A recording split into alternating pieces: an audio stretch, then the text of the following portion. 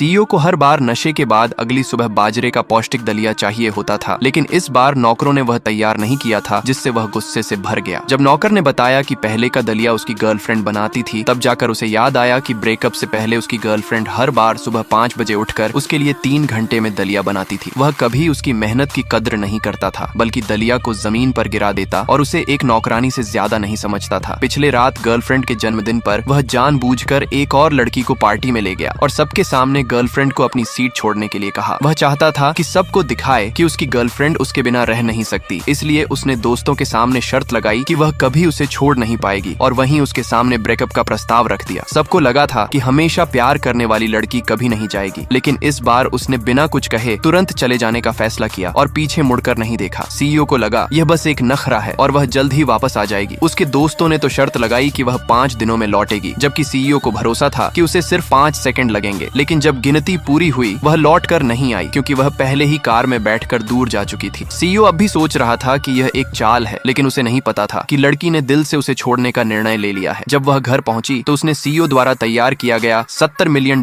का severance package लिया और अपना सामान पैक कर विला छोड़ दिया। अगली सुबह जब सीईओ को नाश्ते में अपना मनपसंद दलिया नहीं मिला, तब जाकर उसे गर्लफ्रेंड की अहमियत का एहसास हुआ। नौकरानी से पूछने पर उसे पता चला कि वह रात को ही जा चुकी है और यह सुनकर वह क्रोधित और शर्मिंदा हो गया। दोस्त के कहने पर उसने उसे एक माफीनामा भेजने की कोशिश की, लेकिन उसे पता चला कि वह उसे पहले ही ब्लॉक कर चुकी है। उसी समय नौकरानी ने खबर दी कि लड़की ने $70 मिलियन की राशि भी ले ली है, जिसे सुनकर सीईओ को लगा कि वह हमेशा उसी पर निर्भर थी और अब भी उसके बिना नहीं रह पाएगी। लेकिन उसे यह नहीं पता था कि वह अब अपने लिए जीना चाहती है और उसने कभी जो पढ़ाई प्यार के लिए छोड़ी थी, अब वह उसे पूरी करना चाहती है। जब सीईओ को पेट दर्द होने लगा, तब जाकर उसे एहसास हुआ कि वह क्या खो चुका है और उसने नर्स का फोन लेकर गर्लफ्रेंड को कॉल की। उसने उम्मीद की थी कि वह उसकी चिंता करेगी, लेकिन उसने ठंडी आवाज में कहा कि वह अस्पताल चला जाए। यह सुनकर सीईओ और ज्यादा जिद्दी हो गया और डॉक्टर के पास जाने से मना कर दिया, जिससे उसकी हालत और बिगड़ गई और वह जमीन पर गिर पड़ा। जब उसकी माँ ने बेटे को इस हालत में देखा तो वह गुस्से में आ गई और सीधे लड़की को कॉल किया, लेकिन जब उसने आने से इनकार किया तो वह उसके कॉलेज पहुंच गई। सीईओ ने भी दोस्त का फोन लेकर लड़की को कॉल की और उसे धमकी दी कि उसकी किताबें और जरूरी सामान उसके घर पर हैं और अगर वह उन्हें लेने नहीं आई तो वह सब फेंक देगा। मजबूरी में वह उस रात विला पहुंची और पूरे घर को खोजने के बाद उसे बेसमेंट में मिला। वह सिर्फ अपना सामान लेने आई थी, लेकिन सीईओ ने उसे रोकने की कोशिश की और कहा कि अगर वह रुक गई तो कमरे में रखा पूरा कैश उसका होगा।